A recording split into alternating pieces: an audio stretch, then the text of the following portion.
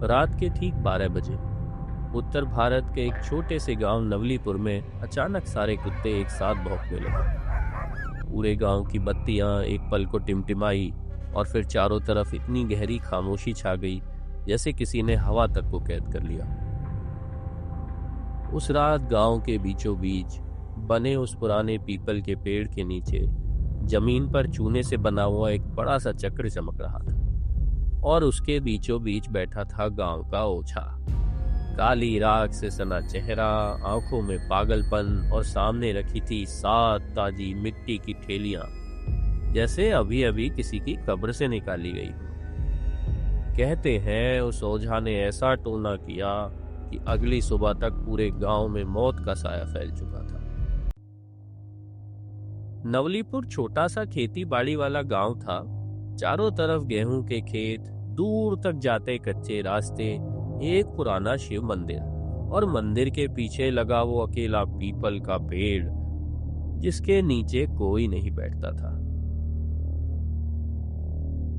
इस गांव में रहता था रघु, तकरीबन 30 साल का दुबला पतला मेहनती किसान। रघु अपनी बीमार माँ और पत्नी गोमती के साथ रहता था।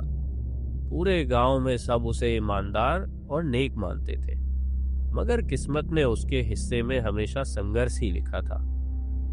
रघु बाहर से तो बहुत मजबूत दिखता था, लेकिन अंदर ही अंदर रोज सोचता रहता, कब तक यूं कर्जा चुकाने के लिए जान तोड़ मेहनत करेगा, कब जिंदगी थोड़ी आसान बनेगी।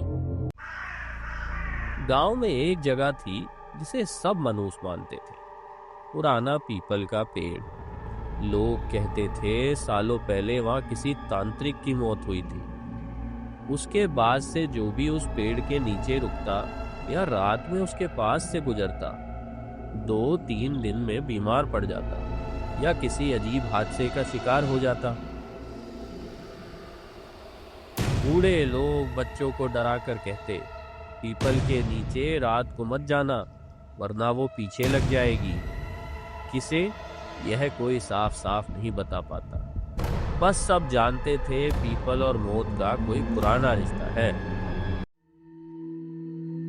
गांव में एक और जाना पहचाना चेहरा था, ओझा भैरवनाथ। काले कपड़े और आंखों में ऐसा विश्वास कि मानो ऊपर वाले से सीधे बातें करता। लोग उसे हर छोटी बड़ी बात पर बुलाते, बच्चे को नजर लगी हो, गाय दूध कम दे रही हो या घर में झगड़े ज्यादा हो रहे।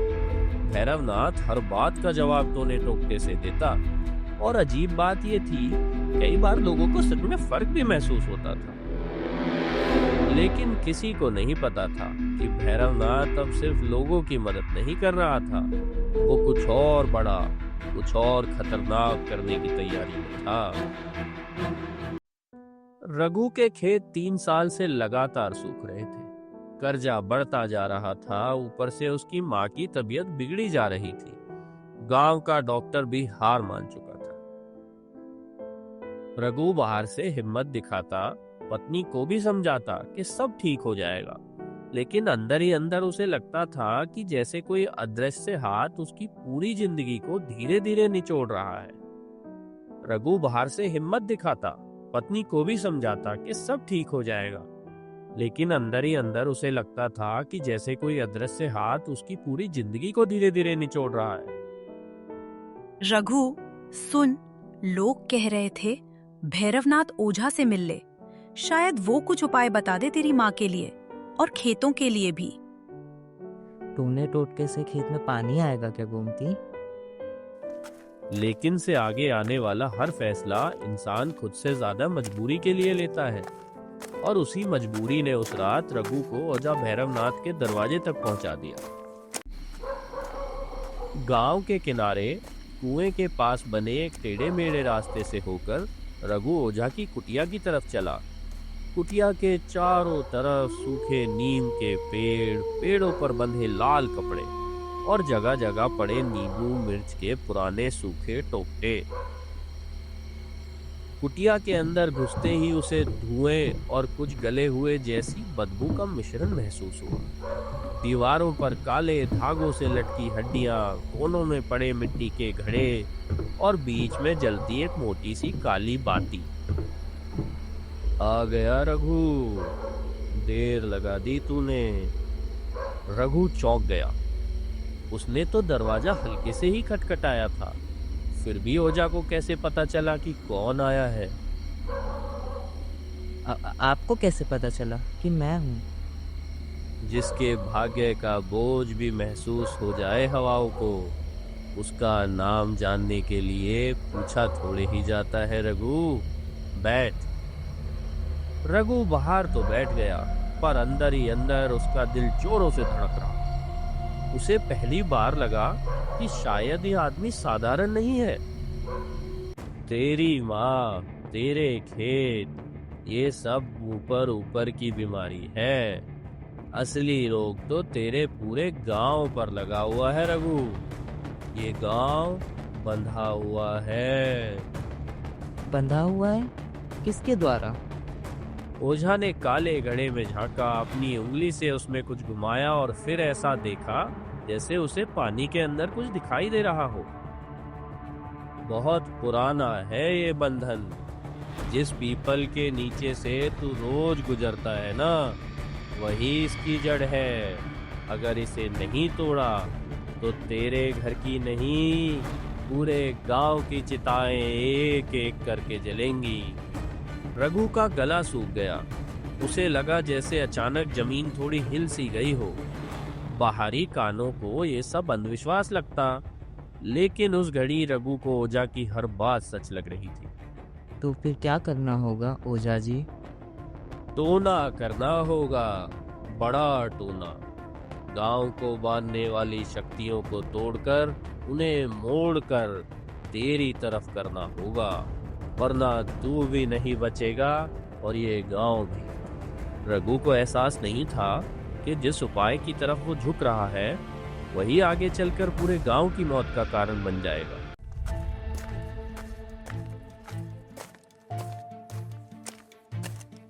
ओझा से मिलकर लौटते समय रघु को रास्ते में गांव के सबसे बुजुर्ग आदमी मिले। दादू हरसुख, सफेद दाढ़ी, झुकी कमर, लेकिन नजर अभी भी तेज। कहाँ से आ रहा है रघुआ? इतनी रात गए? बस ओझा जी के पास गया था दादू, माँ की तबीयत के लिए और खेतों के बारे में बात करने के लिए। हरसुख की आंखों में अचानक चिंता की लकीरें खिंच गई। ज्यादा घुल मिल मत जाना उस भैरवनाथ से, वो पहले जैसा नहीं रहा। उसकी नजर अब बस लोगों की मुसीबत पर नहीं, लोगों की उम्र पर भी रहती है। उम्र पर? हरसुख ने गहरी सांस ली, जैसे किसी पुराने जख्म को फिर से छेड़ दिया गया हो। सालों पहले जब तू पैदा भी नहीं हुआ था ना, जब भी एक ओझा नाम का था, उसका नाम भी भैरवनाथ था। वही कुटिया, वही पीपल, वही टोने टोटके। एक दिन उसने भी बड़ा टोना किया था, गांव को बचाने के नाम पर। हरसुख की आवाज कांपने लगी। उस रात के बाद पूरे गांव में 7 दिन के अंदर 28 आदमी मर गए थे, और जो बच गए उनकी आंखों के अंदर आज तक रात बची हुई है रघुआ। रघु का दिल जोर से धड़का। उसे लगा जैसे ओझा का नाम भैरवनाथ सिर्फ इत्तेफाक नहीं, किसी पुराने श्राप का सिलसिला है।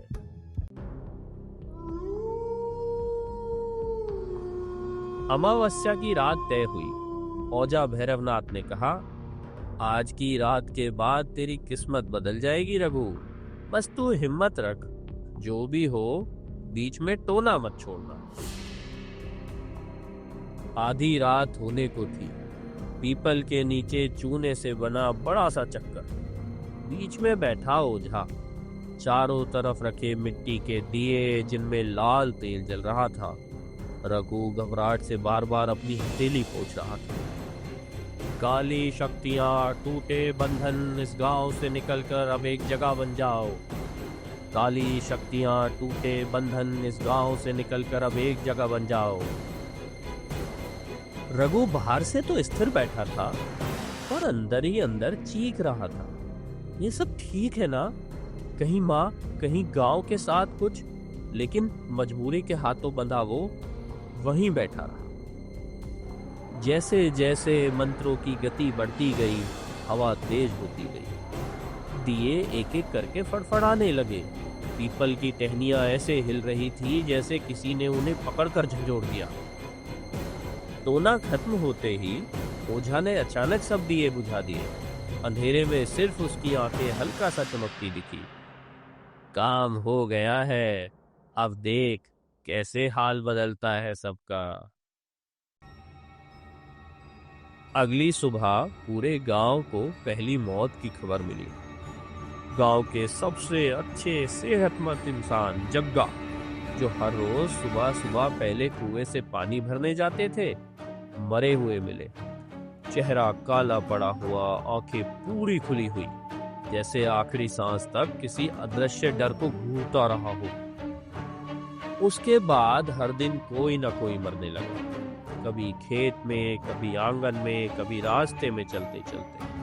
कोई बीमारी नहीं, कोई जहर नहीं, बस अचानक मौत। रघु हर मौत के साथ अंदर से और टूटता जा रहा था। उसे लगने लगा कि शायद यह सब उसी रात शुरू हुआ है जिस रात वह पीपल के नीचे बैठा था।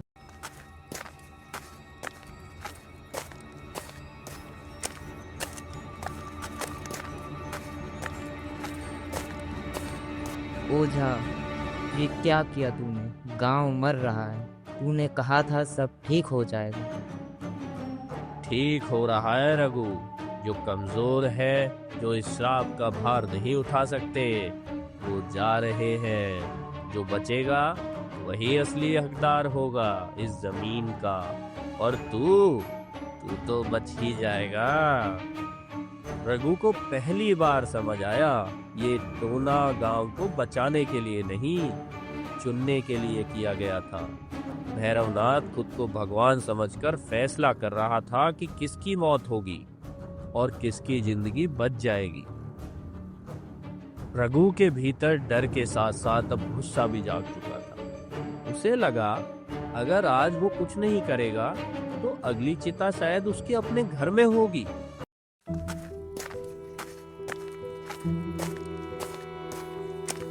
रघु वापस हरसुख दादू के पास गया।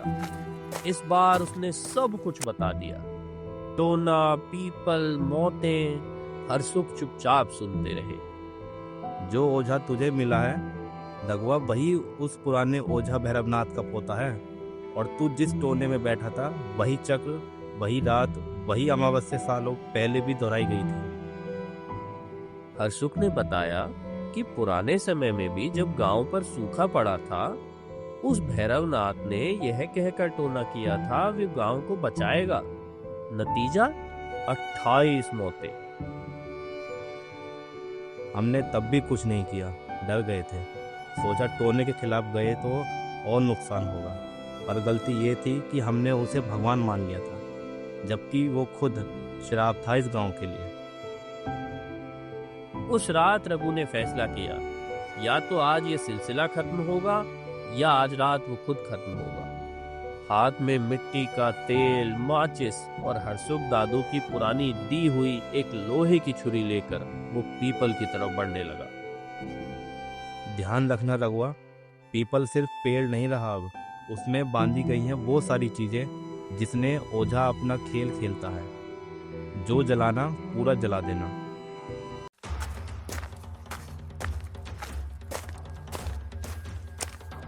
जब रघु पीपल के पास पहुंचा, उसने देखा ओझा भैरवनाथ पहले से वहां था। पेड़ के तने पे लाल कपड़े बंधे, काले धागे, नींबू, मिर्ची और कुछ सूखे हुए खून जैसे निशान। रुक जा रघु, ये तू क्या कर रहा है? ये पेड़ तेरी और तेरे गांव की रक्षा कर रहा है। जितनी लाशें इस पेड़ के नाम पर गिरी है ना, वो किसी भी रक्षा से ज्यादा है। ओझा, तू झूठ बोल रहा है। रघु ने बिना सोचे समझे मिट्टी का तेल पेड़ के चारों तरफ छींच दिया और माचिस भी जला दी। जैसे जैसे पेड़ की टहनियां जलने लगी, दूर गांव के कुछ घरों की लालटेन अपने आप बुझने लगी। ओझा जमीन पर गिर पड़ा। उसकी आंखों से खून जैसा कुछ बहने लगा। तूने सब खत्म कर दिया रघु। अब ये आग सिर्फ पेड़ को नहीं, तेरे गांव के हर घर को छुएगी। पेड़ पूरी तरह जल गया। कुछ ही घंटों में आग भी शांत हो गई। सुबह हुई और जैसे कोई चमत्कार हुआ हो, मौतों का सिलसिला रुक गया। लेकिन अगले कुछ हफ्तों में हरसुख ने एक अजीब बात नोटिस की। गांव में जो लोग पहले कमजोर, बूढ़े या गंभीर बीमार थे, वो धीरे धीरे और स्वस्थ लगने लगे, जबकि जो लोग बिल्कुल ठीक थे, मजबूत थे, वही पहले मरे थे उस दौर में। उसे तब समझ आया, टोना मौत बांटने के लिए नहीं, मौत को चुनने के लिए किया गया था। ओझा ने उन लोगों की उम्र काटकर किसी और को दे रहा था, ताकि कुछ लोग ज्यादा जी सकें। और सबसे बड़ा झटका तब लगा जब हसुक ने पाया कि रघु की माँ, जो सालों से बिस्तर पर थी, अचानक चलने लगी और उसकी सांसें पहले से गहरी और मजबूत हो गई थी।